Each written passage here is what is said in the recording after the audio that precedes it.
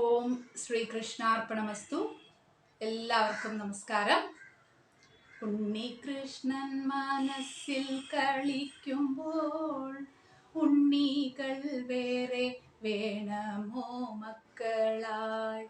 മിത്രങ്ങൾ നമുക്കെത്ര ശിവ ശിവ, വിഷ്ണു ഭക്തന്മാരില്ലേ ഭുവനത്തിൽ. ജ്ഞാനപ്പാനയിലെ വരികളാണല്ലേ.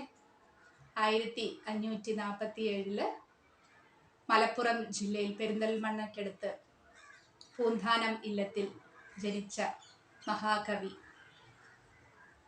പൂന്താനം അദ്ദേഹത്തിന്റെ ഇല്ലത്തിന്റെ പേരാണ്.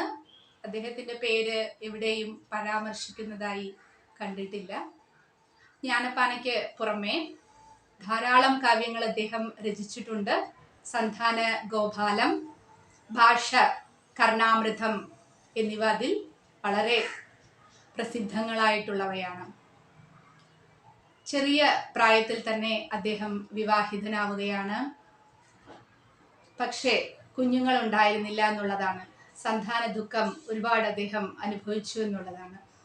പക്ഷെ കുറേ കാലത്തിന് ശേഷം അദ്ദേഹത്തിന് ഒരു ആൺ സന്താനം ലഭിക്കുകയുണ്ടായി. അപ്പൊ ഇല്ലത്ത് വളരെ സന്തോഷമായിട്ടുള്ള ദിവസങ്ങളായിരുന്നു അത്. അപ്പൊ അന്നപ്രാശനം തന്നെ വളരെ ഗംഭീരമായി നടത്തണമെന്ന് ആഗ്രഹിക്കുകയാണ്. അതിനായി എല്ലാവരെയും, നാട്ടിലുള്ളവരും ബന്ധുക്കളും അങ്ങനെ എല്ലാവരും തന്നെ ഇല്ലത്തെത്തുകയാണ്. നിർഭാഗ്യവശാൽ ആ ചടങ്ങിന് അല്പസമയം മുമ്പ് തന്നെ ആ കുഞ്ഞ് അതിദാരുണമായി മരണപ്പെടുകയാണ്. ആ തീവ്ര ദുഃഖത്തിൽ നിന്ന് അദ്ദേഹം കരകയറിയത് ഗുരുവായൂരപ്പ ഭക്തി ഒന്നുകൊണ്ട് മാത്രമാണ്. അതിനുശേഷമാണ് അദ്ദേഹം ജ്ഞാനപ്പാന രചിച്ചത്. അതുകൊണ്ടാണ് ഈ വരികൾ അതിലുണ്ടായത്. ഉണ്ണികൃഷ്ണനെ മനസ്സിൽ താലോലിക്കുമ്പോൾ വേറെ ഉണ്ണികൾ വേണമോ എന്നൊക്കെ അദ്ദേഹം എഴുതിയിരിക്കുന്നത് അദ്ദേഹത്തിന്റെ സ്വന്തം അനുഭവത്തിൽ നിന്നുമാണ്. ഗുരുവായൂരപ്പ ദർശനം, ഗുരുവായൂർ അമ്പല ദർശനം അദ്ദേഹത്തിന് ഒഴിച്ചുകൂടാനാവാത്തതായിരുന്നു. ആ സമയത്ത് തന്നെയാണ് നാരായണ ഭട്ടതിരിപ്പാട് നാരായണീയം എന്ന കാവ്യം രചിച്ചുകൊണ്ടിരുന്നതും. ഭട്ടതിരിപ്പാട് സംസ്കൃതത്തിൽ പണ്ഡിതനാണ്.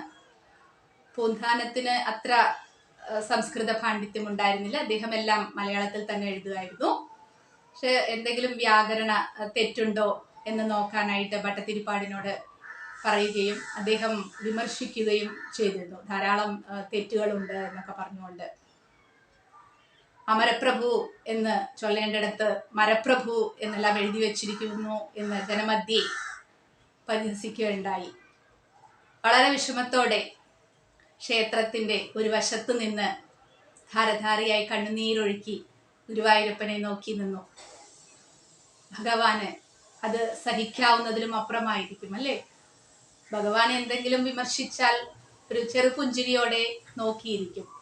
പക്ഷെ ഭക്തനെ വിമർശിക്കുകയാണെങ്കിൽ ഒരിക്കലും അദ്ദേഹം അത് അനുവദിക്കുന്നില്ല എന്നുള്ളതാണ്. ശ്രീകോവിലിനകത്ത് ഒരു ശബ്ദം മുഴങ്ങി, ഞാൻ അമരപ്രഭു മാത്രമല്ല മരപ്രഭുവും കൂടെയാണെന്ന്. അങ്ങനെയാണ് ഭഗവാൻ. തൻ്റെ ഭക്തന് വേണ്ടി ഏതു വേഷവും ആടാൻ അദ്ദേഹത്തിന് ഒരു ബുദ്ധിമുട്ടുമില്ല എന്നുള്ളതാണ്. ഇതിലൂടെ ഭട്ടതിരിപ്പാടിന് കുറച്ച് അഹങ്കാരമുണ്ട് അറിവിന്റെ കാര്യത്തിൽ. ആ ഒരു അഹങ്കാരം കൂടെ ശമിപ്പിക്കുകയും ചെയ്തിരുന്നു എന്നുള്ളതാണ്. എല്ലാ വിഷമങ്ങളും മാറ്റിയത് ആ ചിന്തയാണ്. പൂന്താനത്തിന്റെ ആ ചിന്ത ഭഗവാനിൽ മാത്രം അർപ്പിച്ചുള്ള ഒരു ജീവിതമാണ് അദ്ദേഹത്തെ ശ്രേഷ്ഠനാക്കിയതും. ഇതുപോലെ പൂന്താനം ഭക്തകവിയെ പോലെ നമുക്കും ഗുരുവായൂരപ്പനിൽ അഭയം പ്രാപിച്ച് ജീവിക്കാൻ കഴിഞ്ഞിരുന്നു എങ്കിൽ എന്ന് ആഗ്രഹിച്ചു പോവുകയാണ്. ഇനി നാം ജ്യോതിഷത്തിലേക്ക്. ഗുരുകർമ്മയിലൂടെയാണ് നാം സഞ്ചരിച്ചു കൊണ്ടിരിക്കുന്നത്.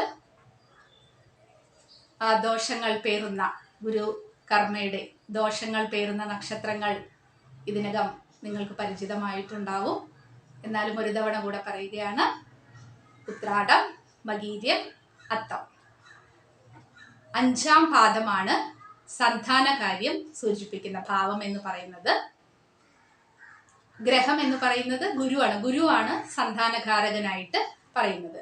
പക്ഷെ നാം നമ്മുടെ ജാതകത്തില് അനലൈസ് ചെയ്യുമ്പോൾ ഗുരു എന്ന ഗ്രഹത്തെ അല്ല ശ്രദ്ധിക്കേണ്ടത്, കർമ്മദോഷം, ഗുരുവിന്റെ കർമ്മദോഷം പേറുന്ന ഗ്രഹത്തെയാണ്. അപ്പൊ എന്തെല്ലാം കാര്യങ്ങളാണ് സന്താന ദോഷമുണ്ടോ ഒരു ജാതകത്തിൽ എന്ന് നമുക്ക് വളരെ അനായാസേന നോക്കാൻ കഴിയുമെന്നുള്ളതാണ്. അതിൽ ആദ്യത്തെ പോയിന്റ് എന്ന് പറയുന്നത് അഞ്ചാം ഭാവാധിപൻ ഈ 3 നക്ഷത്രങ്ങളിൽ ഏതെങ്കിലും ഒന്ന് സ്വീകരിച്ചിരിക്കണം. 2 ഭാവ കോമ്പിനേഷനാണ്. 1, 2, 5 ഇതിന്റെ അധിപന്മാർ ചേർന്ന് ഏതെങ്കിലും ഒരു രാശിയിൽ നിൽക്കുകയാണെങ്കിൽ കടുത്ത സന്താന ദോഷത്തെയാണ് അത് സൂചിപ്പിക്കുന്നത്. 3 ഗ്രഹങ്ങളുടെ കാര്യം പറയുകയാണെങ്കിൽ ലഗ്നത്തിലോ 5ാം ഭാവവുമായി സൂര്യൻ, ചന്ദ്രൻ, ചൊവ്വ എന്നീ ഗ്രഹങ്ങൾക്ക് ബന്ധം വരിക. ലഗ്നത്തിൽ ബന്ധം വരിക, ഇല്ലെങ്കിൽ ലഗ്നത്തിന്റെ അധിപനുമായി ബന്ധം വരിക. ഉദാഹരണമായി ഒരു മിഥുനം ലഗ്ന ജാതകനാണെങ്കിൽ ലഗ്നാധിപൻ ആരാണ്? ബുധനാണ്. അപ്പൊ ആ ബുധന് ചന്ദ്രൻ, ചൊവ്വ, സൂര്യൻ എന്നിവയിൽ ഏതെങ്കിലുമായോ ഒന്നിലധികം 2 ഗ്രഹങ്ങളുമായോ കോമ്പിനേഷൻ വരുന്നതും കടുത്ത സന്താന ദോഷത്തിന് കാരണമാകാറുണ്ട്. ഇനി എങ്ങനെയാണ് ഈ ദോഷം ഉണ്ടാവുന്നത്? പൂർവജന്മത്തിൽ കുഞ്ഞുങ്ങളെ ഉപദ്രവിക്കുകയോ അബോർഷൻ പോലെയുള്ള കാര്യങ്ങൾ ചെയ്യുമ്പോഴാണ് സന്താന ദോഷം ഉണ്ടാവുന്നത്. അപ്പൊ നാം വളരെ ശ്രദ്ധിക്കേണ്ട കാര്യം, ഈ കോമ്പിനേഷൻ ഉണ്ടാവുകയാണെങ്കിൽ 3 കാര്യങ്ങളാണ് ഇതിലും പറയാനുള്ളത്. 1 അബോർഷൻ മൂലം. അപ്പൊ 5ാം ഭാവം എന്ന് പറയുന്നത് ആദ്യ സന്താനത്തെ സൂചിപ്പിക്കുകയാണ്. 2ാമത്തെ സന്താനം 7, 9 എന്ന് പറയുന്നത് 3ാമത്തെ സന്താനത്തെയുമാണ് സൂചിപ്പിക്കുന്നത്. ഇന്ന് നമുക്ക് 5ഉം 7ഉം ഭാവം വിട്ട് പോവേണ്ടി വരുന്നില്ല. കാരണം ഒരു കുട്ടി അല്ലെങ്കിൽ 2 കുട്ടി അത്രയല്ലേ ഉള്ളൂ. അതുകൊണ്ട് 5ാം ഭാവാധിപനെ വളരെ ശ്രദ്ധിക്കേണ്ടതാണ്. അപ്പൊ ഇതിൽ ഏത് ഗ്രഹവുമായിട്ടാണ് ഇത് ബന്ധം വന്നിരിക്കുന്നത് എന്ന് വളരെ ശ്രദ്ധിക്കേണ്ടതാണ്. അപ്പൊ അബോർഷൻ വരാം. അബോർഷൻ ആദ്യ കുഞ്ഞു തന്നെ അബോർഷനായിട്ട് പോവുകയാണെങ്കിൽ അവരുടെ മുജ്ജന്മ കർമ്മദോഷം തീർന്നു എന്ന് ഇത്തരക്കാർക്ക് ആശ്വസിക്കാവുന്നതാണ്. ഇല്ലെങ്കിൽ ഡിലേ ആയിട്ട് വളരെ താമസിച്ചിട്ടുള്ള ഒരു കുഞ്ഞ് അവർക്ക് ലഭിക്കുക എന്നുള്ളത് ഈ കോമ്പിനേഷൻ തന്നെയാണ്.